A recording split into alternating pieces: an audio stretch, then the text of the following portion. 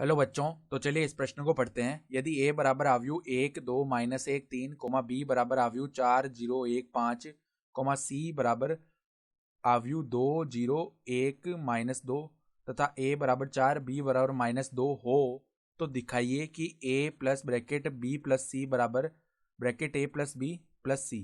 तो यहाँ पर देखो a b c आव्यूह के मान दिए हुए हैं, तो हमें दिखाना है कि a plus b plus c का जो मान है ब्रैकेट में वो बराबर होगा a plus B bracket plus C के।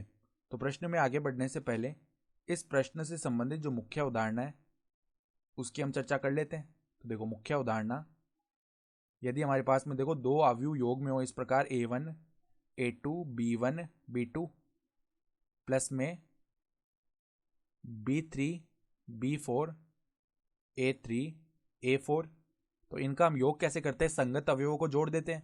a1 प्लस में b3, a2 प्लस में b4, b1 प्लस में a3 और b2 प्लस में b4, b2 प्लस में a4 आएगा। ठीक है, तो इस प्रकार करते हैं हम योग।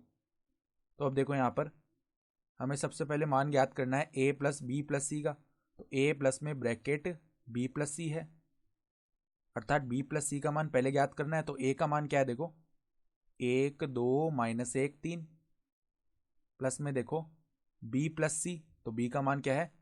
4 0 1 5 प्लस में c का मान है 2 0 1 -2। तो यहाँ पर ब्रैकेट लगाने से आशय क्या है कि ये जो मान आएगा ये हमें पहले ज्ञात कर लेना है, उसमें जोड़ना है a मैट्रिक्स को। तो यहाँ पर देखो a आव्यूह है 1 2 -1 3, फिर देखो इनका हम योग ज्ञात करेंगे तो संगत अवयव जुड़ जाएंगे। 4 प्लस 2 गया 6, 0 प्लस में 0 0 हो गया, 1 प्लस में 1 2 हो गया और 5 -2 3 हो जाएगा। ठीक है, तो अब देखो वापस जोड़ लेते हैं हम संगत जो अवयव हैं। तो 1 प्लस में 6 क्या हो गया? 7, 2 प्लस में 0 2 हो गया, -1 प्लस में 2 हो गया 1, 3 प्लस में 3 6 हो गया। तो a प्लस में ब्रैकेट b प्लस सी का मान आ गया ये, इसको हम समीकरण 1 बोल देते हैं। ठीक है, तो अब देखो हम a प्लस बी का मान याद करते हैं। तो a प्लस बी का मान क्या आया? 1 2 -1 3 प्लस में देखो b का मान क्या है? 4 0 1 5। तो संगत अवयव यहाँ से जुड़ेंगे। 1 प्लस में 4 5 हो गया, 2 प्लस में 0 2 हो गया, -1 प्लस में 1 0 हो गया और 3 प्लस में 5 8 हो गया। ठीक है, तो देखो a प्लस बी प्लस में c का मान क्या आएगा? a प्लस बी प्लस में c का मान याद करेंगे।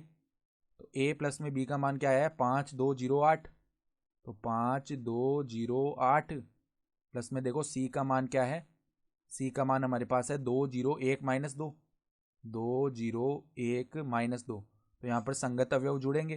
तो 5 प्लस में 2 7 हो गया, 2 प्लस में 0 2 हो गया, 0 प्लस में 1 1 हो गया और 8 -2 6 हो गया। तो ये किसका मान आया? a plus B bracket plus में c के। तो इसको बोल देते हैं हम समीकरण 2। तो देखो समीकरण 1 और 2 से हम देख सकते हैं कि a plus bracket b plus C का जो मान है वो किसके बराबर में आ रहा है?